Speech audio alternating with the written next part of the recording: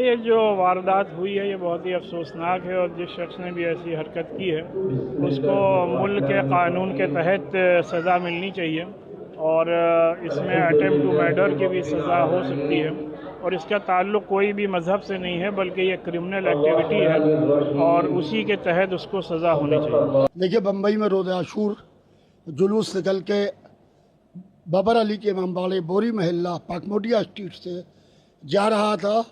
जुलूस Jeddah hospital होता हुआ मजगांव में रहमताबाद कब्रिस्तान है, वहाँ मजगांव में एक मजलिस होती है, मजलिस शाम गरीबा, जो सिंस 1912 सिंस 1912 से हो रही है। तो उस मजलिस को मैं ख़िताब करता हूँ, मैं ही पढ़ता हूँ।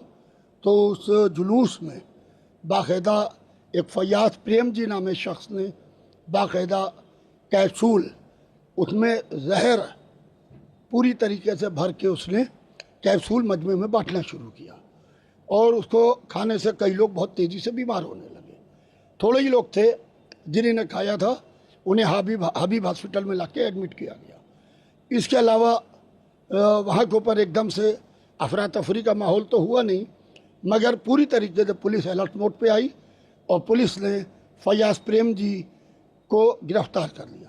हमारी मांग ये है कि खाली फयाज प्रेम जी इसका मोहरा है, इसके पीछे जो लोग मुलविस हैं उनको गिरफ्तार करना चाहिए, क्योंकि ये पड़ोसी मुल्क में होता है। जुलूसों में बिलास कर देना, मानव बम पहुंच जाते हैं, जीप लेके दौड़ा देते हैं जुलूस के रास्ते में। लिहाजा ये पूरी तरीके से पड़ोसी मुल्क का कल्चर हिंदुस्तान में दाखिल हो रहा है। गवर्नमेंट ऑफ इंडिया कानों में कलवा तेल डाले बैठी है और इस तरीके की हरकतें हो रही हैं।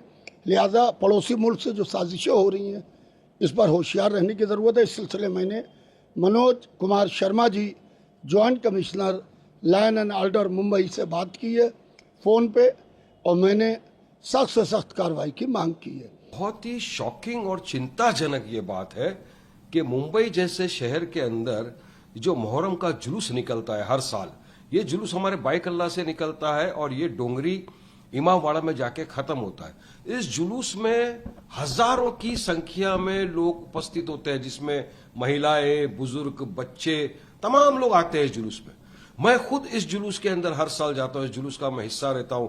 हमारे साथ में वहां के वरिष्ठ पुलिस अधिकारी, जॉइंट कमिश्नर पुलिस एलएनओ, तमाम लोग वहां मौजूद रहते हैं इस जुलूस के अंदर। और यहां पर पता चलता है कि एक एक्स मुस्लिम, कोई फयाज प्रेम जी नाम का शख्स इस जुलूस में आता है और यहां पर वो तकरीबन उसके पास से 15,000 कैप्सूल बरामद होती है। 15,000 कैप्सूल जो जिंक फॉस्फाइड, जिसको रेट मारने का जो पॉइजन होता है, वो वहां पर मिलता है। उसके बाद अब पता चलता है कि वो उसने कुछ लोगों को खिला भी दिया जिनकी तबीयत खराब हो गई, उनको हॉस्पिटलाइज किया गया, ठीक है। लेकिन इसकी मंशा क्या थी? क्यों ये आया था इस जुलूस के अंदर इस तरह से इतने सारे लोगों की जान लेने के लिए? इसका इरादा क्या था? तो इन्वेस्टिगेशन के थ्रू, अभी तो मीडिया के थ्रू पता चल रहा है कि उसका इरादा था कि 15,000 लोगों को मार डालना। क्यों भाई? 15,000 बेकसूर लोगों की जान लेने का अधिकार किसने दिया आपको? और कौन था ये? क्यों आया? किस मंशा से? कौन है इसके पीछे जो इतना पॉइजनस पदार्थ जिंक फॉस्फाइड, जिसको खाने से इंसान की डेथ भी हो सकती? हम भी वहां पे मौजूद थे, हम भी खा लिए होते तो कुछ हो जाता। बेगुनाह बेकसूर लोगों की जान लेने के लिए जो आया था। और अब पता चल रहा है कि एक्स मुस्लिम जो है फयाज प्रेम जी, जिसको पुलिस ने अपनी हिरासत में लिया है, जिसका इन्वेस्टिगेशन चालू है, इसने राइट विंग इन्फ्लुएंसर्स को इंटरव्यू भी दिया है और बता रहा है कि मैंने इस्लाम तो छोड़ दिया है।